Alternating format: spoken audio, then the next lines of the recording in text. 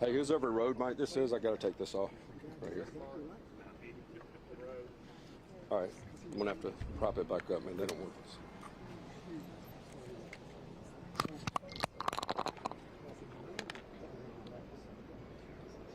Check, 1, 2.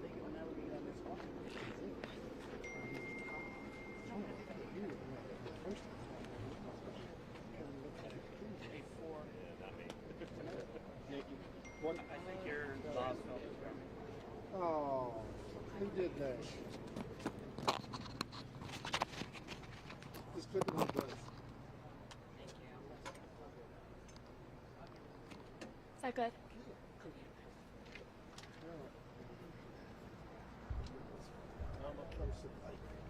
that good?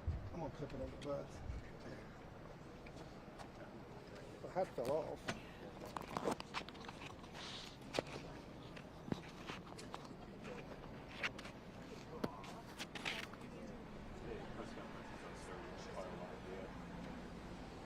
Press conference is going to start using file live.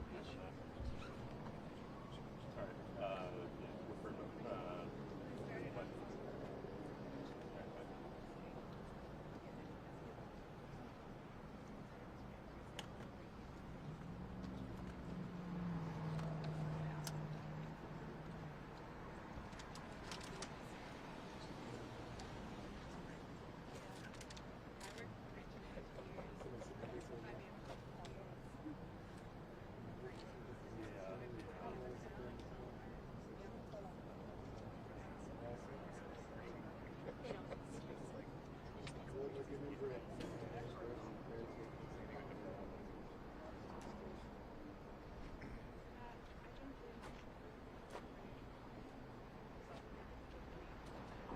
Hey, if you got the shadow, sure. You want? All right,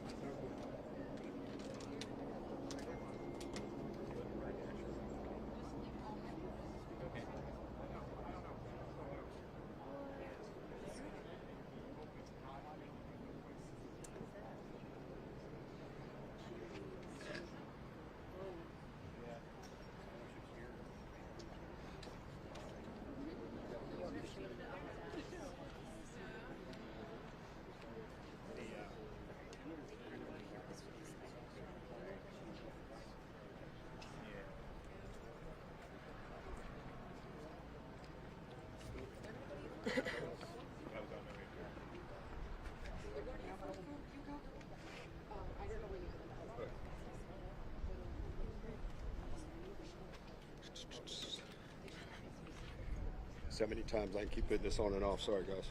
no worries. They want it, then they don't, then they don't, then they do.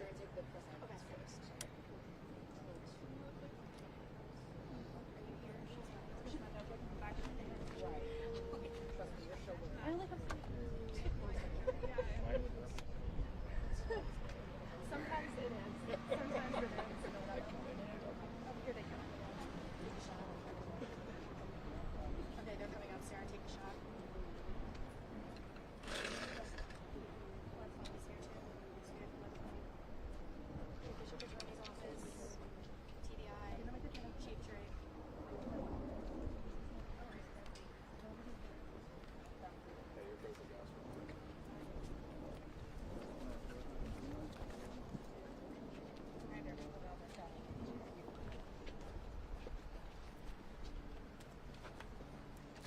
All right, this is our second briefing on this active shooter situation.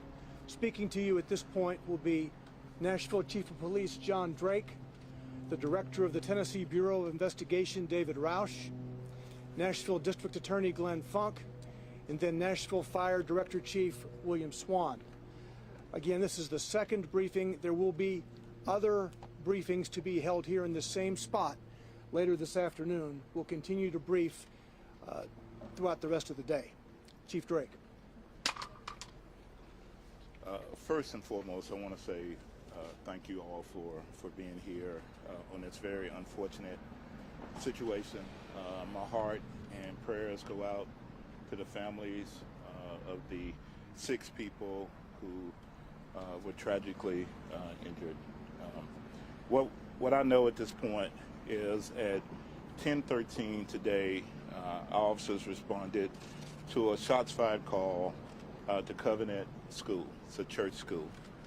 Officers immediately responded. A team of 5 immediately went in the school, went to where gunshots were being heard, and engaged the suspect. We have identified the suspect right now, tentatively a 28-year-old female white. We know the address of that person as well, and so we have some ongoing investigations as to that. We have 3 adult victims, and we have 3 children who have been identified and their families have been contacted. Right now, I will refrain from saying the ages, other than to say I was literally moved to tears to see this and the kids as they were being ushered out of the building. I want to say thanks to all of our partners, to the FBI, to the ATF, and other federal partners, to the THP, Tennessee Highway Patrol, the TBI, the District Attorney, and to the Fire Department, who all came together and seamlessly addressed this situation as quickly as possible. I've already gotten a request from the national media about a great response. We're still assessing that as well. But what I can say, and what I've said before, is that whenever I hope that we would never have this situation, that if we ever did, we would not wait. We would immediately go in and we would immediately engage the person perpetrating this horrible crime. And so that's all I can say. Right now we have David Roush, Director of the TBI, who will come after me to address his portion, and then we have others that will say something as well. So thank you. Thank you, Chief. Again, I want to echo what Chief has said in reference to the great support and the great teamwork that has been taking place here, and as well as sending our heartfelt prayers to the families, to this community of these victims. Now, I know there'll be people who want to criticize us for prayers, but that's the way we do that in the South, right? We believe in prayer, and we believe in the power of prayer, and so our prayers go out to these families. The role of the TBI in this investigation is we have been asked by General Funk to assist in the officer-involved portion of this incident. So the incident where the officers engaged the suspect, we are assisting the Metro investigation. And the reason we've got Metro doing the primary investigation is because it was a fluid scene. So there wasn't a single stop in the action. And so as they investigate the homicides, then we felt it was most appropriate for them to continue that investigation. But we will assist as in our role as an independent oversight on the officer-involved situation. And so that will be the role of TBI. We too want to thank all of our partners. It is special. We've had this conversation, unfortunately, too many times in Tennessee, and that is that you wish you wouldn't have to do these types of scenes. But when you do, you want to have the working relationships that we have in our law enforcement community here in Tennessee. It is amazing. And we've all come together as one and working very tirelessly and we'll continue to work together to address this situation. It's a horrible, senseless tragedy, and we will be here working with our partners to get through it. And next, I'd like to introduce the District Attorney General for this area, Glenn Funk. This is the ultimate crime when school children and caregivers are the victims of senseless gun violence. Can't say anything before we first express our concerns for the victims and their families and the extended number of victims that are traumatized by today's events. I came out on the scene today because our current operating procedure is that when an officer is involved in a shooting, that the TBI comes out, and I knew that this was a unique case, and I wanted to make sure that everything was handled appropriately. Director Roush was out here almost at the exact same time I got here, and Chief Drake had already been on the scene for a while. The three of us met and talked about how the investigation was going to be handled. We made a joint decision affirming what the two law enforcement leaders, how they wanted to proceed, which was that Metro was going to handle the bulk of this, but the TBI would participate in a capacity to continue with making sure that we have transparency and everything, and to make sure that any backup that MNPD needs in this continued investigation would be provided. Can't not stress enough how seamlessly that worked to have a conversation and a decision to be made quickly and appropriately as far as how the case was going to be handled from here. Hats off to Chief Drake and to Director Roush. I also want to thank Chief Swan and our federal partners as well. While I cannot comment about the ongoing nature of the investigation, really impressed with the work that's being done by law enforcement. Yes, good afternoon.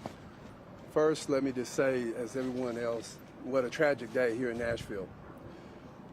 So our hearts and our prayers do go out to all the family members and also the first responders that actually made this call. As always, the fire department and Office of Emergency Management, our job is to support. And we were here at the beginning and we'll be here until the end. We just ask that everyone, again, as it was said earlier about prayer, we ask for that. And the ongoing support that's needed from our standpoint is to give support in any area that's asked for on the scene. So again, we thank you, and from this point forward, we'll just continue on with our mission and try to bring some type of closure and resolution. Thank you.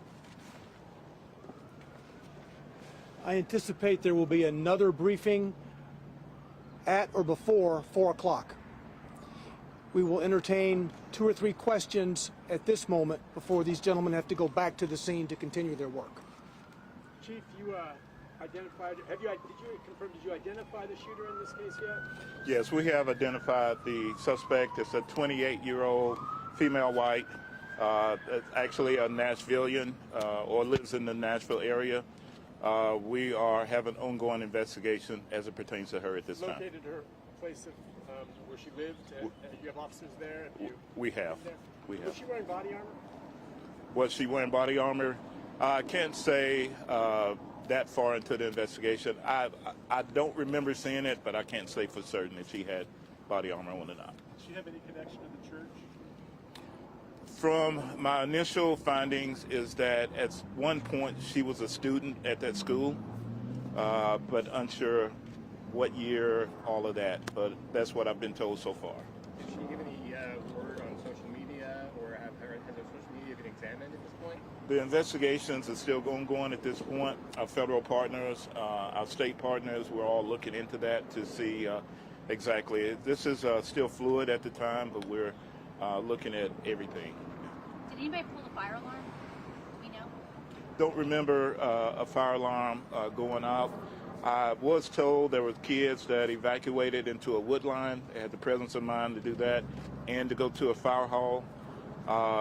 Once we arrived on scene, we had everyone moved to First Baptist Church, Woodmont, and that way we could get parents and children reunited, and then ultimately make the notification on the 3 kids. So. Do we know yet if the side door she entered in was locked or not? There was a door that was entered. All doors were locked to our understanding, and how exactly she got in at this point is still under investigation.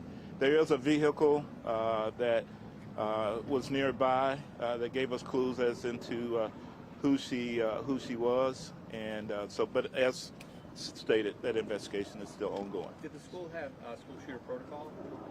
They did have protocol. To my understanding, we had, unfortunately, 3 kids that were tragically hurt. It could have been far, far worse. Okay, folks, we'll be back again before 4 o'clock. Okay, thank you.